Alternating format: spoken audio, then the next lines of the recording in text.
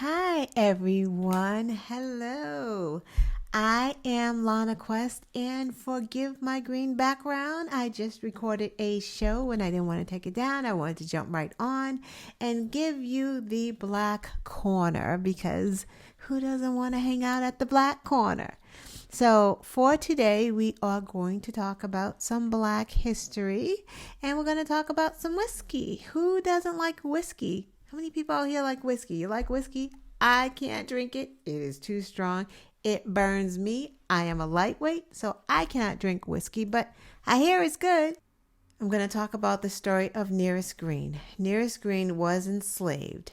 Around the mid-1800s, his enslavers lent him out to a farm that was involved in making spirits, also known as booze, also known as moonshine, also known as liquor, whatever you want to call it. So they lent him out to this farm that was involved in making the spirits. Nearest was known for a particular skill.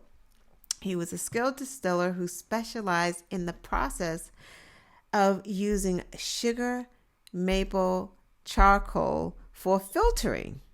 It was a technique from West Africa where men and women used the charcoal to filter the water and to purify food. I know, the things we learn here.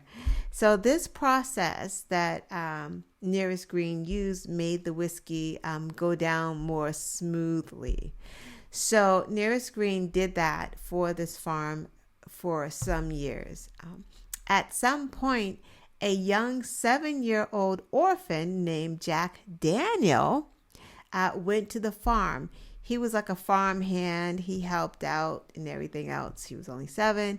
But eventually, because he was, young there, he became Nearest Green's apprentice.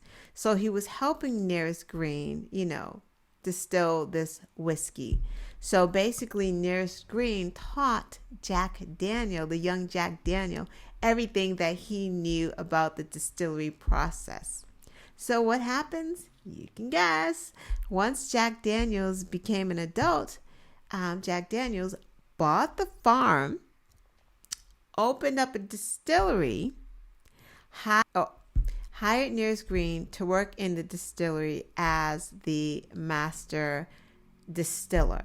So that made Nearest Green the first master distiller to work at Jack Daniels, and he was the first master distiller Black in the United States of America. That is Nearest Green.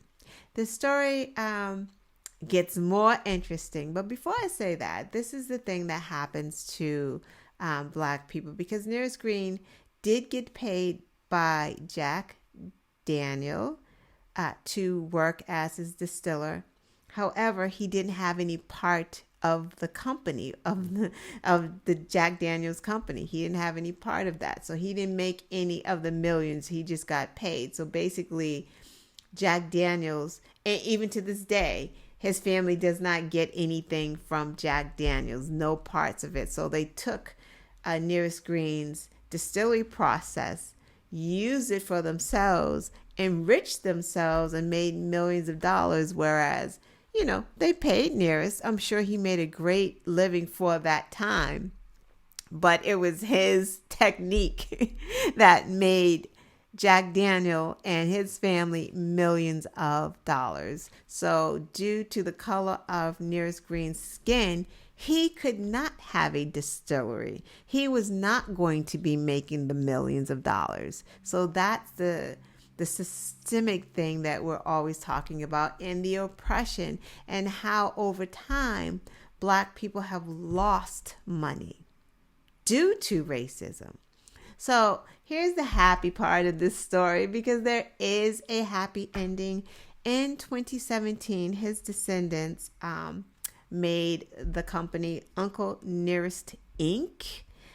This company created whiskey in Nearest Green's honor. The whiskey is called Uncle Nearest 1856 Premium Whiskey.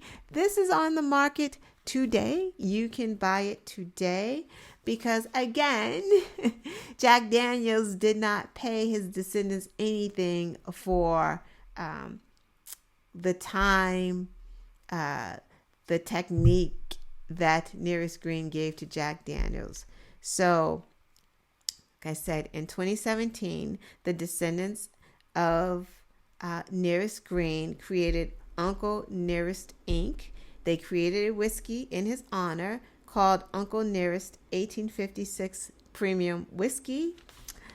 What makes this extra special is the proceeds from this whiskey goes to the Nearest Green Foundation. And what this foundation does is that it pays for college and graduate school of all of Nearest Green's descendants. All of his descendants get to go to school for free from the proceeds of Nearest Green's whiskey, 1856 Premium Whiskey. So his descendants all go to college for free. They wanted to, let me read what it says. It says, the foundation is funded by the sales of Uncle Nearest Premium Whiskey and sales of Jack Daniels biography. So I guess they do get money from the biography because Nearest Green was mentioned in the book. They wanted to continue the legacy of excellence that Nearest Green left. So I wanted to leave you guys with the story of Nearest Green.